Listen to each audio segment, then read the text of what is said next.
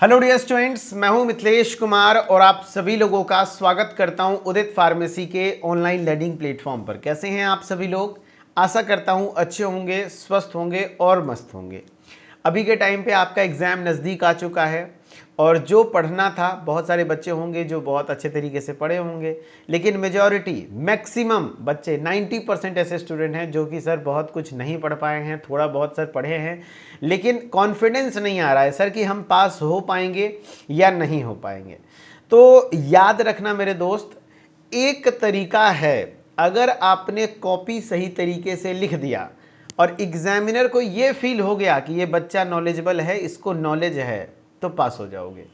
लेकिन अगर कॉपी नहीं सही से लिख पाए और खूब सारा पढ़े हो तो फिर कोई गारंटी नहीं है कि आप पास हो ही जाएंगे। क्योंकि यहाँ पर आपको मेनली इस बात को ध्यान में रखना है कि कॉपी आप खुद नहीं चेक करोगे, कॉपी आपका लिखा हुआ कोई दूसरा चेक करेगा।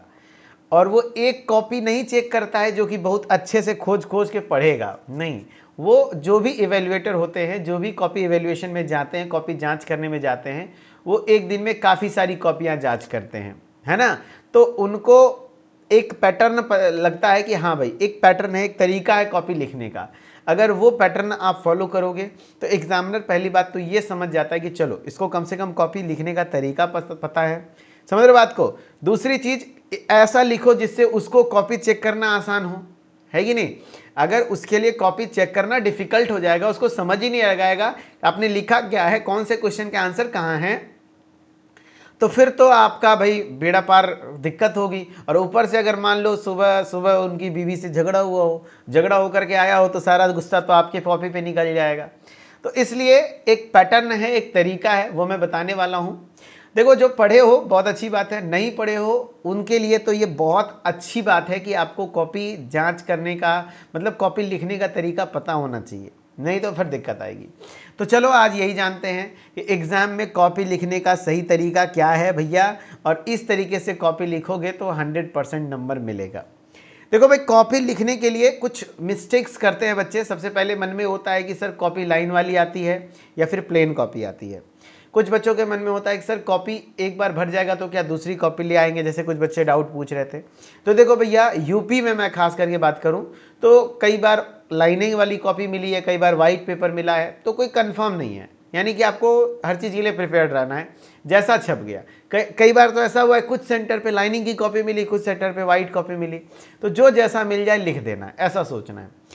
दूसरी चीज़ें हैं क्या कि क्या सर बी कॉपी मिलती है, जैसा आपके डाउट आ रहे थे, तो नहीं, बी कॉपी नहीं मिलती। बी कॉपी मतलब होता है एक बार एक बुकलेट टाइप की किताब कॉपी मिलती है जिसमें लगभग 32 से 35 पेज रहता है और 30+ पेज रहता है। सफिशियंट है, मोर देन एनफ है, उतना भर भी नहीं पाओगे 3 घंटे में। और उसके बाद आपको अलग से कोई कॉपी नहीं मिलती है। ठीक है, चलो शुरू करते हैं। सबसे पहले मैं आप सभी को कहना चाहूँगा कि देखो, कॉपी कैसे लिखना है इसके लिए पहले एग्जाम पैटर्न पता होना चाहिए, क्वेश्चन कैसे आने वाला है, किसको कब अटेम्प्ट करना है, किसको कौन सा अटेम्प्ट करना है, ये ध्यान रखना है। तो देखो भाई, फाइनली जो एग्ज़ाम है आपका 2026 का एग्ज़ाम पैटर्न है, ये आपके पेपर 3 घंटे का होगा। कितने घंटे का होगा भाई? 3 आवर्स का पेपर होगा। 3 आवर्स के पेपर में टोटल कितने मार्क्स के क्वेश्चन होंगे सर? 80 मार्क्स के क्वेश्चन होंगे, 80 नंबर के क्वेश्चन होंगे, है ना। और 80 नंबर के क्वेश्चन को कितने पार्ट में डिवाइड किया गया है सर? तो ये 3 पार्ट में डिवाइड होता है। आपके जो एग्जाम में क्वेश्चन पेपर है, मैं क्वेश्चन पेपर भी दिखाऊंगा प्रीवियस पेपर का, वो 3 पार्ट में डिवाइडेड होते हैं। Part A, part B, part C. Part A, part B, part C. Part A में लॉन्ग आंसर क्वेश्चन पूछे जाते हैं, है ना, और आंसर 6 आउट ऑफ 7 लिखा होता है। यानी कोई 7 क्वेश्चन आएंगे, उसमें से कोई 6 लिखना है। हर क्वेश्चन 5 मार्क्स का है, तो 6 पंचे 30 मार्क्स। फिर शॉर्ट आंसर टाइप क्वेश्चंस, जिसमें आपके 11 क्वेश्चंस पूछे जाते हैं, उसमें से 10 आंसर करना है, आंसर 10 आउट ऑफ 11। यानी लॉन्ग में 1 छोड़ सकते हो, शॉर्ट में भी 1 छोड़ सकते हो। 10 × 3 30 मार्क्स, हर क्वेश्चन 3 नंबर के होते हैं। फिर ऑब्जेक्टिव जो क्वेश्चन होता है, जो 1 नंबर वाले क्वेश्चन होते हैं, वो 20 क्वेश्चन आते हैं। हर एक क्वेश्चन करना है 20 × 1, एंड 20 क्वेश्चन में से कुछ MCQs आ जाते हैं, तो कुछ फिल इन द ब्लैंक्स, तो कुछ 1 वर्ड या 1 सेंटेंस टाइप के क्वेश्चन आ जाते हैं जिसमें डेफिनेशन वगैरह पूछ जाता है। ठीक है, तो ये 80 मार्क्स के टोटल पेपर होते हैं। सबसे पहली बात आपको पता होना चाहिए कि आपका सेफेस्ट स्कोर क्या है ना। सेफेस्ट स्कोर क्या है, सेफ कितने स्कोर पे सेफ रहोगे। तो देखो भैया, आपका पेपर 80 नंबर का भले होता है, लेकिन पासिंग मार्क्स 80 में से नहीं देखा जाता है। इसमें से 20 मार्क्स आप जोड़ लो इंटरनल का, 20 मार्क्स इंटरनल का। ये इंटरनल जो आपका पेपर होता है, हर सब्जेक्ट 100 नंबर के होते हैं, 80 नंबर बोर्ड पेपर होता है, 20 नंबर इंटरनल मार्क्स मिलते हैं जो कि कॉलेज के द्वारा दिया जाता है behalf of on the performance of your sessional exams. लेकिन आपको मैं बता दूं कि टोटल 100 मार्क्स के पेपर होते हैं। 100 में पासिंग मार्क्स होता है 40, 100 में पासिंग मार्क्स कितना है डी फार्मा में, 40 है। 40 मार्क्स मिनिमम पास होने चाहिए। तो पासिंग के लिए सेफ स्कोर क्या है, तो देखो भैया, आपको 20 नंबर तो कॉलेज में से 20 में 20 तो नहीं मिल जाएगा। आप लोग बताओ 20 में से कितना मिलेगा, कम से कम 15 नंबर मिल जाएंगे। हाँ सर, 20 में कम से कम हमको 15 तो मिल जाएगा। अरे किसी को 17-18 भी मिलेगा, लेकिन मैं मान के चलता हूँ कम से कम 15 तो मिलना चाहिए। हाँ, नहीं देता तो फिर कॉलेज वाला आपसे अन्याय कर रहा है, लेकिन ऐसा नहीं है, 15 कम से कम मिलता है। 80 नंबर में अब कितना बचा, अगर 40 पासिंग मार्क्स है तो 15 तो इंटरनल में ही मिल गया, आपका काम आसान हो गया, बचा 25 नंबर ही ना। हाँ, 25 + 15 40, यानी आपको पास होने के लिए 80 में से 25 नंबर लाना है बस, ओनली। क्या 25 नंबर भी नहीं लाओगे, ला पाओगे? यस सर, बिल्कुल ला पाएंगे। लेकिन अब ऐसा नहीं सोचना है कि अगर 25 नंबर लाना है तो क्या सिर्फ 25 नंबर का क्वेश्चन अटेम्प्ट करके आएंगे तो पास हो जाएंगे। नो, पॉसिबल ही नहीं है। ऐसा नहीं होता है कि आप क्वेश्चन का आंसर लिखे 5 नंबर का तो 5 में 5 मिल गया, ऐसा नहीं होता है। खास करके अगर आप 25 नंबर के क्वेश्चन का अटेम्प्ट करके आ रहे हो तो यानी आप बिलो एवरेज स्टूडेंट हो, एवरेज भी नहीं, बिलो एवरेज, है ना। सिर्फ पास होने के लिए कर रहे हो तो और आपको कम नंबर मिलेंगे। तो आपको इसका दुगना मिनिमम इंटू 2 50 नंबर के क्वेश्चन लिख के आएंगे, तब जाकर के कटते छटते 25-30 नंबर आएंगे, तो फिर आप पास हो जाओगे, सेफ हो जाओगे, एंड इधर से इंटरनल के हेल्प से। समझ रहे बात को। हाँ, तो मेरा कहना है कि कम से कम 25 तो लाना ही पड़ेगा, सेफ स्कोर आपको पता है। लेकिन हम तो ये भी नहीं कहते कि 50 का अटेम्प्ट करके आओ, हम कहते हैं पूरा का पूरा पेपर अटेम्प्ट करके आओ, पूरा का पूरा, है ना, हर क्वेश्चन अटेम्प्ट करके आओ। कैसे कैसे अटेम्प्ट करेंगे, चलो 1 बाय 1 देखते हैं कैसे क्या है। थोड़ा पेपर देखो, थोड़ा पेपर देखो। आ जाओ, मैं एक प्रीवियस ईयर पेपर लेके आया हूँ, इस पेपर को देखो।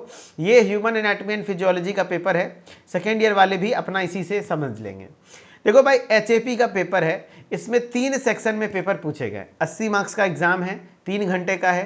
देखो, part A long answer type questions, part B जिसमें शॉर्ट आंसर टाइप क्वेश्चंस हैं, जिसमें 10 × 3 दिया हुआ है। देखो 11 क्वेश्चंस है, उसमें से कोई 10 के बारे में लिखना है। एंड पार्ट सी जिसमें आपके ऑब्जेक्टिव क्वेश्चंस है, ऑब्जेक्टिव 20 क्वेश्चंस हैं, कुछ MCQs हैं, कुछ फिल इन द ब्लैंक्स है, कुछ 1 वर्ड क्वेश्चंस हैं। तो ओवरऑल कहने का मतलब है 3 पार्ट में पेपर था। तो अब सबसे बड़ा ट्विस्ट यहाँ पर यह होता है कि सर हम कौन सा पार्ट को सबसे पहले करेंगे, कौन से पार्ट को सबसे पहले करेंगे। देखो भाई, आपको कॉपी मिले, सबसे प्रथम काम यहाँ से अब मेन शुरू हो रहा है, कॉपी लिखना कैसे है। देखो भाई, आपको अगर कॉपी मिला, जैसे मान लो ये कॉपी मिली है, ठीक है, हाँ पेज है, तो आपको पूरे कॉपी को 1/4 हिस्सा छोड़ना है। छोड़ना है मतलब क्या होता है कि ये इसको देखो मोड़ दिए 2 भाग, फिर तीसरी भाग ऐसे करके मोड़ दिए। अगर कॉपी में पहले से लाइनिंग प्रेजेंट नहीं है ना, मेरा मानना है कि लाइनिंग प्रेजेंट भी है, फिर भी 4 हिस्से में इस तरह से मोड़ दो। मोड़ने के बाद आप गौर करोगे कि खुद ब खुद एक लाइन बन जाती है, और इसमें ब्लैक पेन से एक लाइनिंग कर दो, ब्लैक पेन से एक लाइनिंग कर दो, या फिर नहीं भी करोगे तो चलेगा, लेकिन इतना एक हिस्सा छोड़ के चलना। इतना एक हिस्सा, जैसे ये मेरी एक डॉक्टर का पर्ची है, उससे एग्जाम्पल ले रहा हूँ, इतना छोड़ देना, एक हिस्सा छोड़ देना, बाकी 3 हिस्से में लिखना। समझ गए बात को, पहला काम ये करोगे। अब देखो क्या है कि आपको एक बात का ध्यान देना है कि आपके पास पेपर में पार्ट ए में लॉन्ग क्वेश्चन है, तो शुरुआत लॉन्ग क्वेश्चन से कभी नहीं करना है, नहीं करना है। किससे करना है, पार्ट बी से, शॉर्ट क्वेश्चन से नहीं, चाहे आपको कितना भी आता होगा। फर्स्ट ऑफ ऑल तो मैं कहूँगा कि आप पेपर देख लो और एनालाइज कर लो। हाँ भाई, कुछ कुछ क्वेश्चंस ऐसा नहीं, किसी को भी नहीं जो पढ़ा हुआ है पूरा पूरा याद है, रट्टा हुआ जैसे मैंने पढ़ाया ऐसे नहीं। अगर मान लो पिट्यूटरी ग्लैंड के बारे में लिखने आ गया तो आपको इतना पता है कि हाँ भाई पिट्यूटरी में सुने हुए हैं, पढ़े हुए हैं, कुछ ना कुछ लिख देंगे, ऐसा फीलिंग आना चाहिए। हाँ चलो, सुना हुआ टॉपिक है, लिख देंगे। एग्जाम में हाथ चलता है, अगर आपने सुना हुआ है, पढ़ा हुआ है थोड़ा बहुत भी, तो एग्जाम में हाथ आपका नहीं रुकेगा, टेंशन ना लो। तो उसको देख करके पहले संतुष्टि लो कि हाँ भैया पासिंग मार्क्स लिख देंगे, लिखने लायक पेपर है, और डिट्टो मिलेगा। अगर 1 शॉट वगैरह देख रहे हो तो इतना मिल जाएगा, टेंशन ना लो। उसके बाद करना क्या है कि पार्ट ए पहले नहीं बनाना है, पार्ट बी भी नहीं बनाना है, यानी लॉन्ग शॉर्ट पहले नहीं बनाना है। सबसे पहला काम आपका ऑब्जेक्टिव होना चाहिए पार्ट सी। जैसे मैंने बताया पेपर को 4 हिस्सों में बांटो, तो एक हिस्सा इस तरीके से लाइनिंग खींच देंगे और यहाँ पे ऊपर में लिख दो पार्ट ए, पार्ट ए। और अगर पार्ट ए स्टार्ट किया तो पहले पार्ट ए खत्म कर दो। 20 क्वेश्चन का आंसर है। क्वेश्चन पूरा उतारना नहीं है, ऑब्जेक्टिव में क्वेश्चन नहीं उतारना होता है, ऐसे करना होता है। ऑब्जेक्टिव में क्वेश्चन नहीं उतारना होता है, ऐसे करना होता है। देखो आंसर इधर लिखो या इधर। ब्लैक और ब्लू पेन का इस्तेमाल आप कर सकते हो। जैसे पार्ट ए लिख दो ब्लैक पेन, जितना कॉपी सजा के लिख दो, दोनों पेन। मैं अक्सर बच्चों को सजेस्ट करता हूँ आप ब्लैक और ब्लू पेन अलाउड होता है, यानी आप 2 कलर के पेन से लिख सकते हो। मेन हेडिंग डाल देना ब्लैक पेन से और उसको एक्सप्लेन करना ब्लू पेन से। जैसे मैं ऐसा करता हूँ एग्जाम में, पार्ट ए को मैं ब्लैक पेन से लिख दूंगा और यहाँ पे आंसर नंबर 1, बस ऐसे आंसर नंबर 1। अच्छा क्वेश्चन क्या है चलो देखते हैं, उसके बाद मैं इसका आंसर करता हूँ। क्वेश्चन देखो क्या है। अगर मेरे पास ये क्वेश्चन है और इसमें पार्ट सी है, ठीक है, पार्ट सी का पहला क्वेश्चन है सर मल्टीपल चॉइस क्वेश्चंस। ये सब कुछ नहीं लिखना है, सीधा question number 1 answer. Who discovered ABO blood group system. ABO blood group system किसने खोजा था? तो हमको पता है ऑप्शन नंबर विलियम हार्वे या कार्ल लैंडस्टीनर या एंड्रस या फिर कार्ल कोर्नियस। तो सर ब्लड ग्रुप सिस्टम तो कार्ल लैंडस्टीनर ने खोजा था, कार्ल लैंडस्टीनर ने खोजा था। तो आंसर हो जाएगा सी। हाँ सर सी। तो हमको क्या करना है, सिंपली क्वेश्चन नहीं उतारना है। 1 का आंसर सी, 1 का आंसर क्या लिखोगे?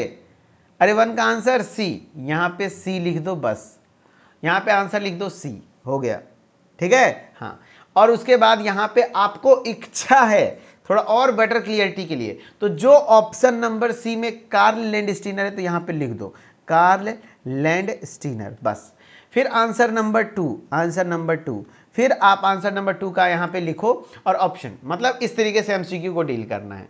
और इस बात को ध्यान में रखना है, मान लो किसी क्वेश्चन का आंसर नहीं पता होगा तो उसका एक सीक्वेंस में ही लिखो। कई लोग कहता है 1 नंबर का एमसीक्यू में भी उलटफेर कर देते हैं, 1 नंबर 3 नंबर 5 नंबर ऐसे कर देते हैं। नहीं, एकदम 1 2 3 4 5 6 7 8 9 10 1 से 20 तक एकदम सीक्वेंस होना चाहिए। भले आपको आंसर नहीं आता है तो खाली जगह छोड़ दो। ऑब्जेक्टिव में शुरुआत में कुछ भी आलतू फालतू मत भरना और ना ही इधर उधर हुलुक बुलुक करने के चक्कर में रहना कि इससे पूछने लग गया उससे पूछ रहे, नहीं, खाली छोड़ दो, जगह छोड़ दो, वहां पर कोई दिक्कत नहीं है। तीसरा आता है ना, तीसरा फिल कर दो, चौथा नहीं आता है छोड़ दो, खाली जगह छोड़ दो, बाद में लिखेंगे उसमें। ऐसा क्यों बोल रहा हूँ खाली छोड़ने? नहीं लिखो, क्योंकि देखो शुरुआत में थोड़ा परीक्षा टाइट होता है, हो सके बाद में आपको खुद थोड़ा बहुत याद आ जाए, बाद में एक बार अटेम्प्ट करो। तो इस तरीके से आपको ऑब्जेक्टिव करना है, चाहे वो फिल इन द ब्लैंक्स भी हो तो उसका सिर्फ आंसर लिखना है, डेफिनेशन सिर्फ आंसर लिखना है, क्वेश्चन नहीं उतारना है। एक काम तो आप सीख गए ऑब्जेक्टिव कैसे अटेम्प्ट करना है। टाइमिंग बाउंडेशन बहुत जरूरी है। पेपर टोटल 3 आवर्स का होता है, 3 घंटे का पेपर होता है। 3 घंटे में आधे घंटे से ज़्यादा नहीं देना ऑब्जेक्टिव पे।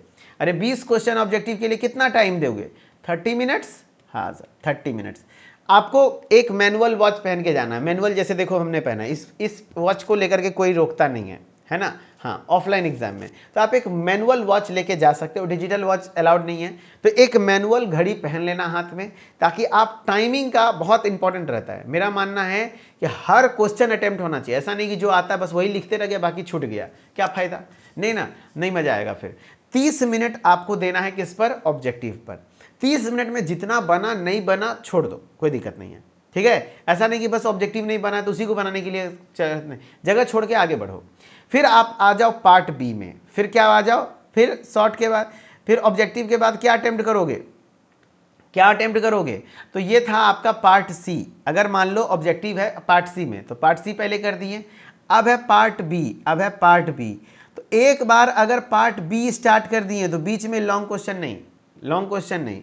अब पार्ट बी में सर आप लोगों का कहना होगा कि सर क्या इसमें भी सीक्वेंस जरूरी है एकदम 1 2 3? नहीं, यहाँ सीक्वेंसिंग जरूरी नहीं है। यहाँ पे मैं वो कहूँगा कि सबसे पहले क्वेश्चन वो बनाओ जो आपको आता है। जैसे 11 क्वेश्चन है, 11 क्वेश्चन है, राइट। देखो मैं आपको बताता हूँ, जैसे मान लो पार्ट बी में 11 क्वेश्चन है, क्या है? Answer any 10, function of bone, blood group, function of एसेसिक gland, heart sound, menstrual cycle. तो हमने देखा कि हमको सबसे अच्छा 10 क्वेश्चन बनाना है, तो लगभग सब बनाना, एक ही को ना छोड़ना है। इसमें आप देखो कि सबसे अच्छा आंसर किसका आता है। तो चलो भैया, हमको फील हुआ कि नहीं, हमको 5 नंबर का आंसर सबसे अच्छा आता है, 5 नंबर का आंसर सबसे अच्छा आता है।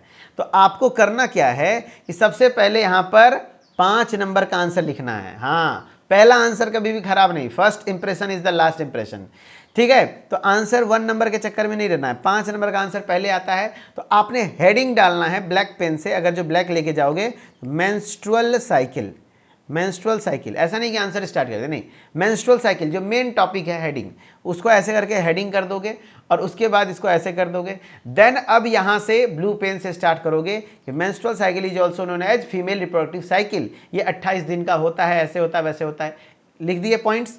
फिर उसके बाद आप एक आध पैराग्राफ, कम से कम 2 पैराग्राफ, अरे 3-4 लाइन लिखने के बाद एक पैराग्राफ चेंज करना ही करना है, चाहे कुछ हो जाए, है ना। क्यों पैराग्राफ चेंज करते हैं? इससे कॉपी भरती है, पहली बात तो कॉपी भरती है, दूसरी बात कि थोड़ा सा साफ साफ दिखता है, और कॉपी में स्पेस दे दे के लिखना है, वर्ड्स के बीच में, लाइंस के बीच में स्पेस, और राइटिंग ऐसा लिखना है जिसमें आपको समझ में आए ना आए, लेकिन उनको समझ में आना चाहिए। ध्यान रखना है, आपकी कॉपी कोई और चेक करेगा, आप खुद नहीं चेक करोगे, तो समझ में आना चाहिए कि आप लिखे क्या हो। अक्सर बच्चे डॉक्टरी वाला राइटिंग ऐसे ऐसे नहीं, एग्जाम में आराम आराम से लिखो, अच्छे अच्छे से लिखो, समझा समझा करके, ठीक है। ये मेंस्ट्रुअल साइकिल है, और शॉर्ट क्वेश्चन में आपको एक क्वेश्चन पर 5 मिनट समय देना, उससे ज़्यादा नहीं, 5 मिनट में आप जितना लिख पाओ, एकदम घड़ी देख देख के। मैंने क्या बोला, आधे घंटे में ऑब्जेक्टिव कवर कर लेना है। शॉर्ट क्वेश्चन के लिए पार्ट सी के लिए, पार्ट बी शॉर्ट क्वेश्चन के लिए 10 क्वेश्चन बनाना है, हर क्वेश्चन पे 5 मिनट समय दोगे, 50 मिनट, फिर भी मैं 10 मिनट एक्स्ट्रा मान लेता हूँ। 1 घंटा से ज़्यादा टाइम नहीं देना है आपको ऑब्जेक्टिव पर, ये शॉर्ट क्वेश्चन पर 60 मिनट्स, कितना, 60 मिनट, यानी कि 1 घंटा शॉर्ट क्वेश्चन पे समय देना है, एंड 1 घंटे में सारे शॉर्ट को बनाना है। अब सारे शॉर्ट में से जो आए नहीं आए फिर भी लिखना है, ऐसा नहीं कि खाली छोड़ देना कॉपी, लिखना है। और ऐसा नहीं कि अगर शॉर्ट स्टार्ट किए तो बीच में एगो लॉन्ग लिख देंगे, नहीं, अगर शॉर्ट स्टार्ट किए तो शॉर्ट ही लिखो। हाँ, आपको लग रहा है कि इस क्वेश्चन का आंसर अभी नहीं लिख पाएंगे, बाद में लिखेंगे, थोड़ा सा स्पेस 2-4-5 लाइन छोड़ दो, बाद में लिख देना, या तो स्पेस छूट जाएगा, छूट जाएगा। तो एक बार पार्ट बी स्टार्ट करो तो पार्ट बी फिनिश करो। हाँ, पार्ट बी में आप क्वेश्चन नंबरिंग दे करके, नंबरिंग को मत भूलना, ऐसा नहीं कि क्वेश्चन नंबर 5 है मेंस्ट्रुअल साइकिल लिखे और लिख दियो 1 नंबर, नहीं, आपको जो क्वेश्चन का नंबर है नंबरिंग मत भूलना, और पैराग्राफ में आंसर लिखना, और अगर कोशिश करना पॉइंट वाइज आंसर लिख सकते हो तो पॉइंट वाइज आंसर लिखना। देखो, पैराग्राफ वाइज लिख रहे हो तो आप शॉर्ट क्वेश्चन में 2 पैराग्राफ लिखना, कम से कम 3-3, 4-4 लाइन का 2 पैराग्राफ बन जाएगा, कोई दिक्कत नहीं होगा। पॉइंट वाइज लिख रहे हो तो 3 से 5 पॉइंट लिख देना, हो सके प्रयास करो, थोड़ा सा डायग्राम वगैरह बना सकते हो तो थोड़ा बहुत डायग्राम भी बना देना, अगर जरूरत पड़े तो, है कि नहीं। हाँ, तो ये चीज़ें होती हैं आपके शॉर्ट क्वेश्चन को लिखने का तरीका, राइट। हाँ, उसके बाद आते हैं कितना, लॉन्ग क्वेश्चंस पर पार्ट सी, 5 नंबर के क्वेश्चन है, उसमें कितना लिखेंगे सर। तो अब देखो, मैं तीसरे पेज पे आ जाता हूँ, तीसरा पेज अपना, अच्छा 1 सेकेंड रुक जाओ, तीसरा पेज मैं मान लेता हूँ कि ये है मेरा, ठीक है। टेक 1 सेकेंड रुक जाओ, थोड़ा सा मुझे 3 पेज, हाँ चलो, तो मैं मान लिया कि ये मेरा तीसरा पेज है, मैं मान लिया ये मेरा तीसरा पेज है, और ये पार्ट ए, ठीक है। पार्ट ए में लॉन्ग क्वेश्चंस है, लॉन्ग क्वेश्चन में भी वही क्वेश्चन सबसे पहले बनाओ जो आपको आता है, जो आपको आता है। जैसे लॉन्ग क्वेश्चन है आपके 7, 1 2 3 4 5, इसमें से कोई 6 बनाना है। हमको पता है कि हमको सर सबसे अच्छा ये वाला क्वेश्चन आता है, question number 5, classification and types and movement of joints. तो आपको क्या करना है सर, सबसे पहले 5 नंबर का आंसर लिखना है, first impression is the last impression, यहाँ पर आपको 5 लिखना है, आंसर नंबर 5, एंड यहाँ पर आपको हेडिंग डाल देना है कि आप किसके बारे में लिख रहे हो, ब्लैक पेन से, ज्वाइंट्स।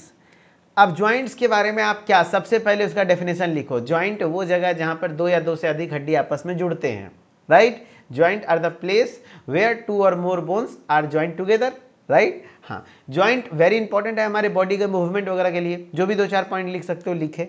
उसके बाद इसका क्लासिफिकेशन, तो क्लासिफिकेशन को ब्लैक पेन से लिख करके, उसके बाद ज्वाइंट के 3 टाइप है, तो फ्लो चार्ट, फ्लो चार्ट देखो कैसे मैंने फ्लो चार्ट बनाया, वैसे इस तरीके से 3 टाइप। कभी भी ऐसा नहीं लिखा कि जॉइंट्स के 3 टाइप है लगातार 3 लाइन में, नहीं, ऐसे करोगे तो ज़्यादा पेज खाएगा ना, ज़्यादा पेज खाएगा। बड़े बड़े एरो दे करके लिखो कि भैया फाइब्रस ज्वाइंट्स, और फिर क्या कहते हैं आपके कार्टिलेजिनस ज्वाइंट्स, साइनोवियल ज्वाइंट्स, हो गया ना। अब वन बाय वन थोड़ा फाइब्रस जॉइंट्स के बारे में लिख दिए, थोड़ा कार्टिलेजियस के बाद थोड़ा साइनोवियल जॉइंट के बारे में लिख दिए, एग्जांपल दे दिए। फिर अब साइनोवियल जॉइंट्स के 6 टाइप हैं, तो साइनोवियल जॉइंट्स के 6 टाइप का इस तरीके से बना सकते हो, या तो 6 टाइप ज़्यादा टाइप है तो वन बाय वन इस तरीके से लिख सकते हो। समझ रहे बात को? हाँ, और सबके बारे में वन बाय वन फंक्शंस लिखना है। और हर क्वेश्चन पर, लॉन्ग क्वेश्चन के अंतर्गत हर क्वेश्चन पर कितना मिनट समय देना है? 15 मिनट। 2 से 2.5 पेज लिखना है, 2 से 2.5 पेज लिखना है, 2.5 पेज, यानी कि 2 से 2.5 पेज लिखना है आगे पीछे। ऐसे देखो 2 से 2.5 पेज मतलब है आगे और पीछे, ये 2 पेज हो गया, ठीक है। हाँ, तो आपको इस बात का ध्यान देना है कि हर क्वेश्चन लॉन्ग में 15 मिनट से ज़्यादा नहीं देंगे, 15 मिनट से ज़्यादा नहीं देंगे, क्योंकि हमको 6 क्वेश्चन लिखना है, तो 15 छकी 90 मतलब क्या हुआ? 90 मिनट। 90 मिनट लगे मतलब है 1.5 घंटे, 1.5 घंटे 1.5 आवर्स।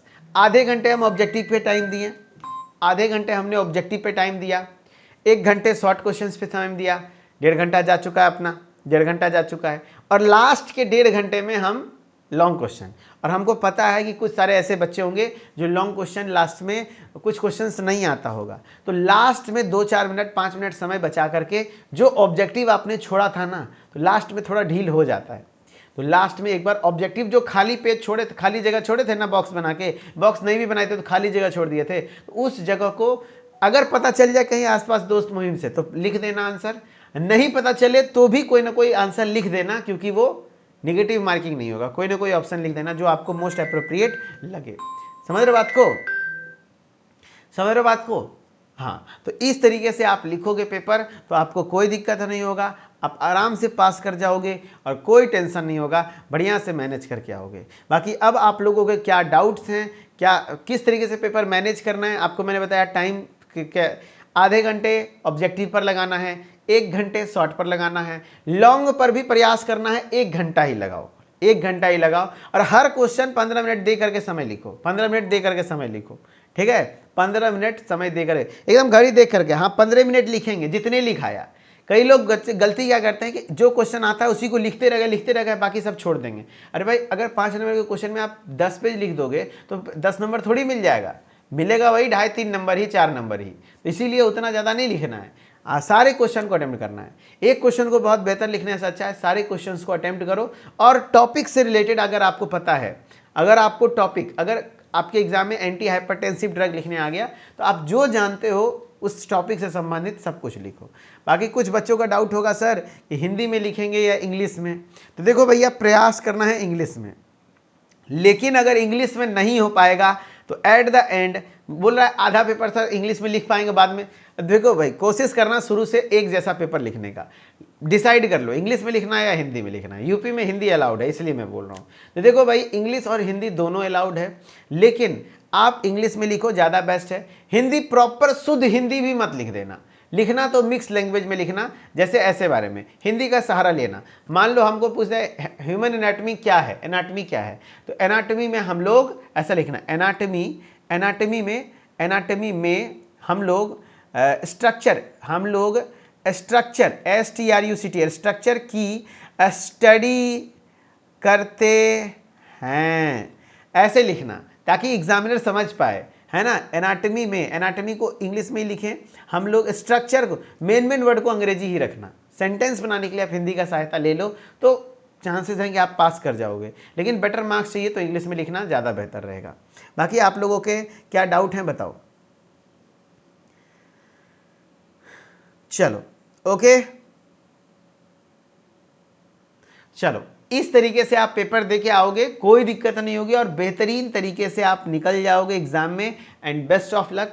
मैं जाते जाते यही कहूँगा बाबू कि आप वन शॉट रिवीजन से रिवीजन करते रहो, इसके पीडीएफ को रिवाइज करते रहो, टॉप 100 एमसीक्यू सीरीज आपको प्रोवाइड किए जा रहे हैं उसको पढ़ो, एंड मिथिलेश सर ऑफिशियल से जुड़े रहिए। एंड गुड लक मेरे तरफ से, हमारी टीम की ओर से। आप बहुत अच्छा करके आओगे पेपर में, जो थोड़ा बहुत चालाकी दिखाता है, लास्ट टाइम पर भी पढ़ लेता है, पास हो जाता है, बस छोड़ना मत। एंड अगली साल ये गलती नहीं करना, अगर आप फर्स्ट ईयर के स्टूडेंट हो तो सेकेंड ईयर में ये गलती मत करना कि लास्ट में पढ़ेंगे, नहीं, शुरू से 1-1 घंटे भी पढ़ते रहना। हमारे फुल कोर्सेज में जैसे बच्चे जुड़े हुए देखो, मस्त है, मगन है, वो लोग 4 बार पढ़ चुके हैं इन चीज़ों को, कोई दिक्कत नहीं है, वो लोग इतना घबराया हुआ भी नहीं है, टेंशन फ्री है।